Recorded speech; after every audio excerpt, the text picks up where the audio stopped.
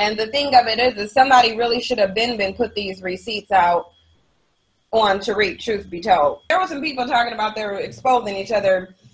I don't understand why nobody pulled reports, public reports on Tariq. I really don't understand why they didn't. He said he's been to jail. He never told people what he'd been to jail for. So he's already told them he had a criminal past. Anybody who tells me that they have a criminal past, I'm kind of going to want to be interested in what type of criminal past they have. So when you pull up the report, a lot of things make sense. Okay? Now, my thing is I don't bring gossip. I don't bring rumors. I bring receipts. So much cloud. The stuff that, and y'all can let me know what y'all think about this report and whether or not, I'm going to share the screen with you guys, and whether or not you guys think this is number one. Tariq Nasheed is it's not a common name. Okay? So there just wouldn't be too many people out there that they could misconstrue him with. Add to that the fact that when you have a criminal record, whenever they list your charges, they also bring up your description. So we would either conclude that he stole someone's identity or this is who he is. Because the reality of it is based on the physical description of him and the name, it appears that this is who he is. So again, when he was saying that he's been in jail, he never told people what he'd been to jail for or where he was at. So according to this report, there's at least three different things on his criminal record. And as you guys see, the name, age 49, birth date is July 1st, 1969. And the thing of it is the reason why I'm saying that you got to look at the description, because how likely is it that you're going to find someone named Tariq Nasheed with his same physical description, but it's not him? Okay, now every July 1st, he says it's his birthday or whatever. We know that's his birthday. So it's saying he's 49. So they said on February 14th, he said he was charged with tampering with records. And that's fraud, basically. Okay, tampering with records is a fraudulent charge. Now they're saying it's in Ohio. This is the offense code. Anybody could call up to the Mahoning County Courthouse in Ohio. You can give them this case number, and they will tell you when it was, what it was, and send some information. And I'm actually going to do that. But I highly doubt there's a bunch of Tariq Nasheeds running around here, the 6'4", 250 pounds, and born on July 1st, okay? So it says a felony 3 offense with tampering with records, which is fraud, okay? So he put in a guilty no contest plea, okay? This is the other one. November 4th, 2004. Okay, they're saying the same thing. Male, age 49, date of birth, July 1st, 1969. Okay, eye color, brown, black, 6'4", 250 pounds. Now, Tariq said he was 6'4" and 250 pounds. Now, another tampering with records, meaning fraud, again. Okay, this is the other case number. So you notice they're different case numbers. It says he has counts, 3 counts of fraud. Okay, this is the case number again. So whenever somebody, this had a no plea, but they'll tell you down here. Now, I don't know what criminal simulation is. I don't know what that is, but I'm going to look that up. Okay, so this one said it was criminal simulation. It's a first-degree misdemeanor offense, and he has 1 count of it, and it's in Ohio, okay? So that's what they're telling you right here. These are the criminal records. And, again, Tariq Nasheed, 49, July 1st, 1969. Now, y'all tell me if y'all think that that's not his. Okay, so another one, tampering with records, felony 3. Right, if a person has a habit of being fraudulent, which obviously he is, he has a habit of being fraudulent, that means you need to question everything they say and do. But you have a fraudulent man who has a criminal history of frauding people, is sitting up here now all of a sudden pretending to be conscious and pro-black. With every state, they define crimes differently. Like some states would just call it fraud. They might call it tampering with records there. Actually, the dude that they had on the jury, remember that sugar booty black dude who was on the jury of something? That's what he was in the process of being charged with, tampering with records, which is fraud. Except it didn't have anything to do with records. He actually was swindling money in that one. So sometimes they'll define it, but they might define it as tampering with records, but a number of different things fall under it, because essentially it's just fraud.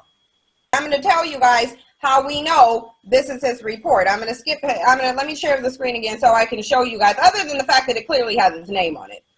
I want you guys to look at this. This is his LinkedIn account, okay? And when you look at the tags, I'll tell you, they have a picture of him actually on here.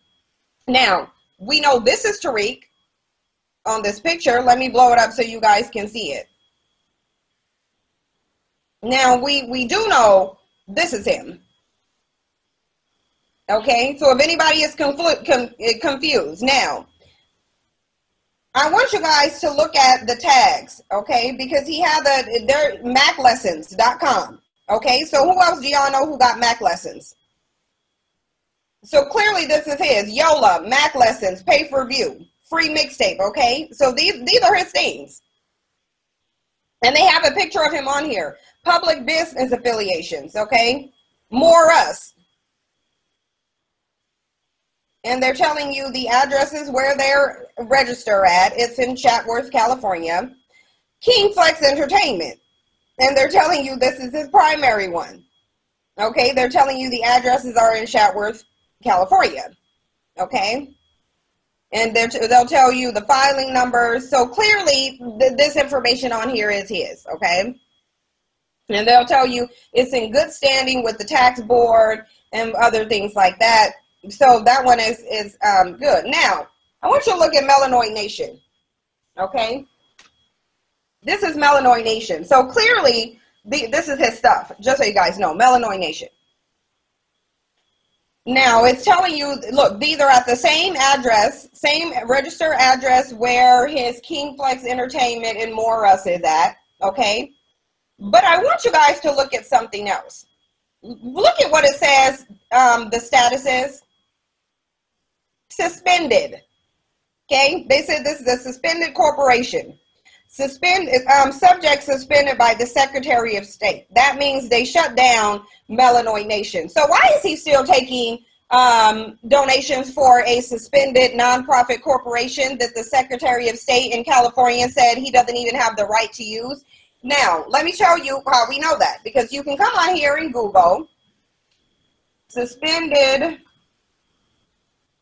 corporation in California. Suspended corporation status in California. And it's going to tell you what that means. As soon as I pull this up, I'm going to tell you guys what it means. Because essentially what it means when your corporation is suspended, it means that they asked him for some information on that corporation and he didn't provide it. So they suspended it and said he can't even use it. He can't use the name. He can't use the likeness. He can't use anything associated with that business. That's what that means. So my question would be, why is he still taking donations for a corporation that was suspended? I actually did donate to his Melanoid Nation. Exactly. Cheryl said, so he needs Black people's donation. He does.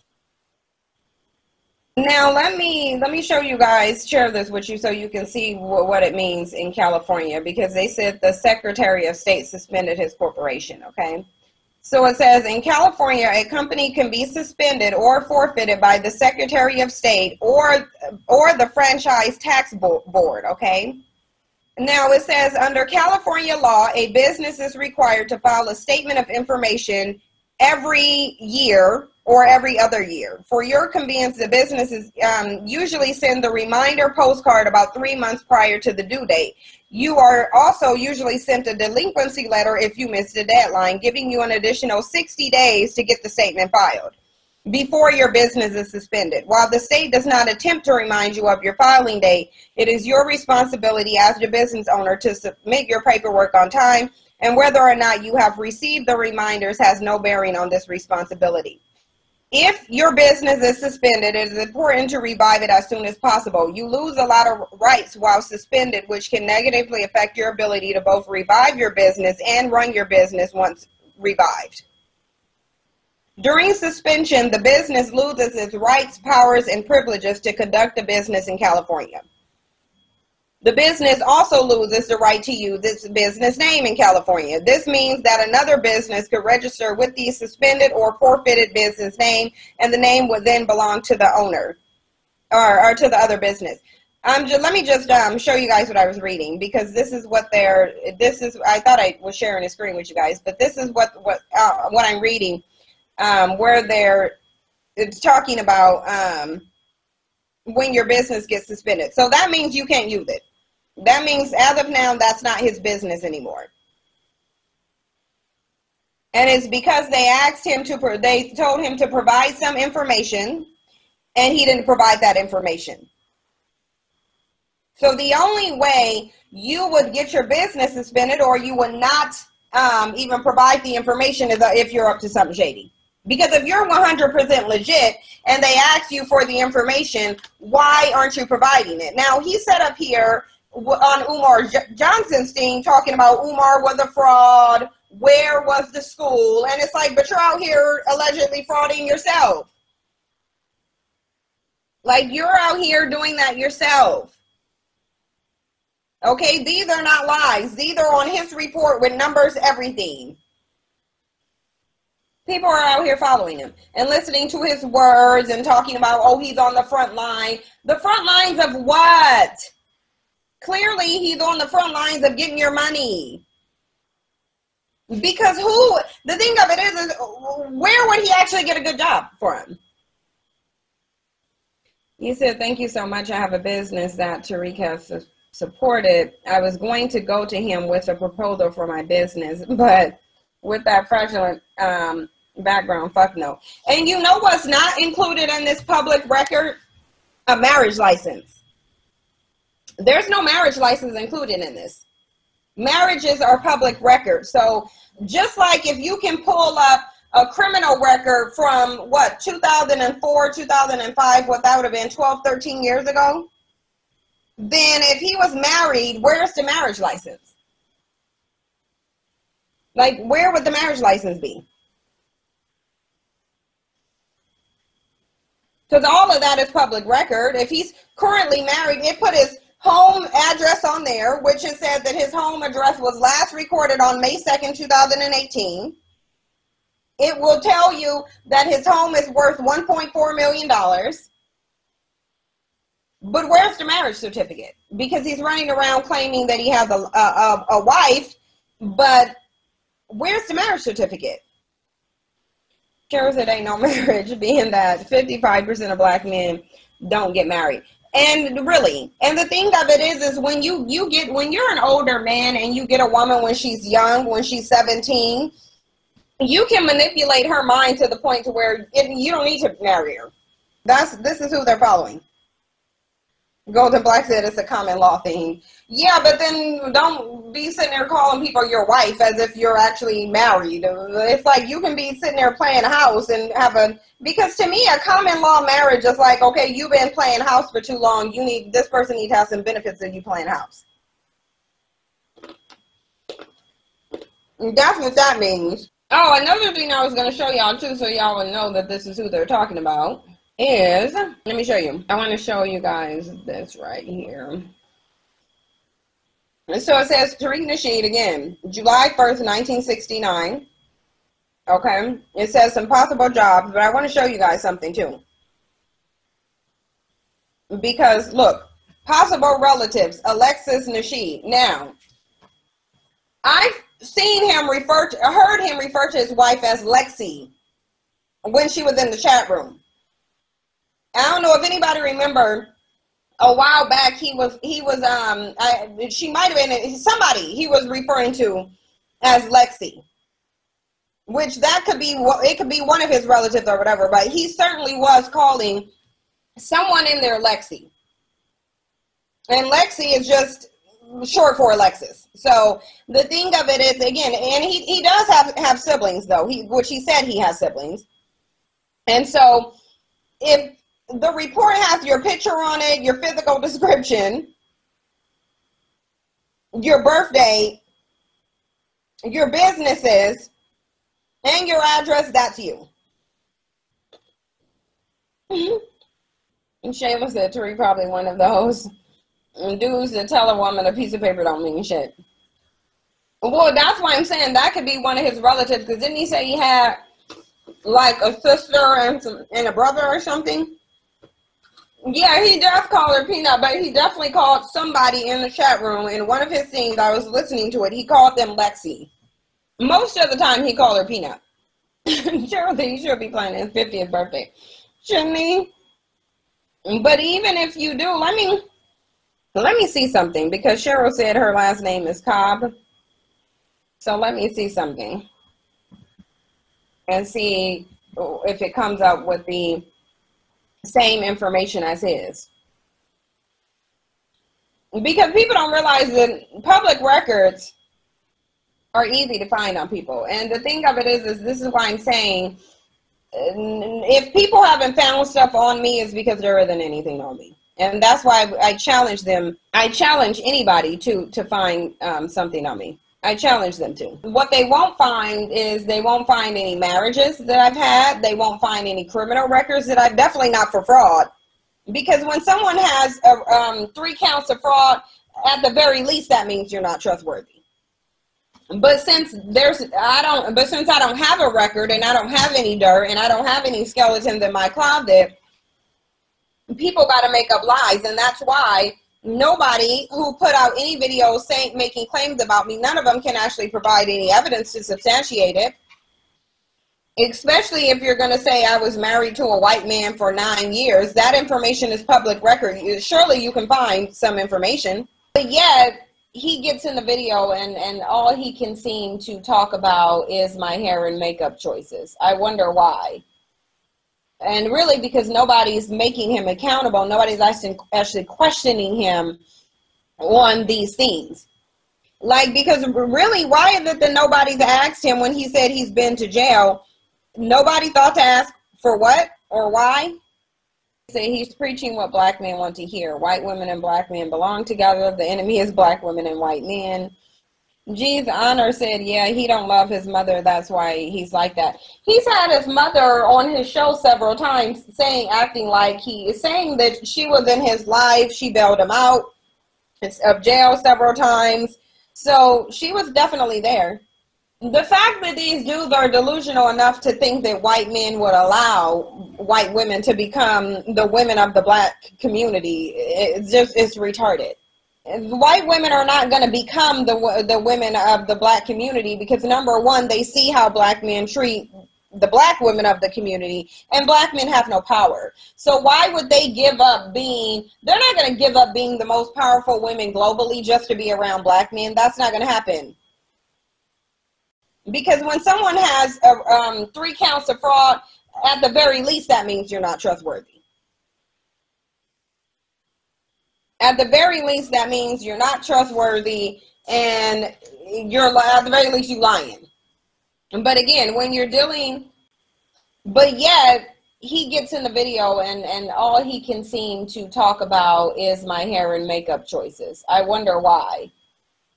And really, because nobody's making him accountable, nobody's actually questioning him on these things.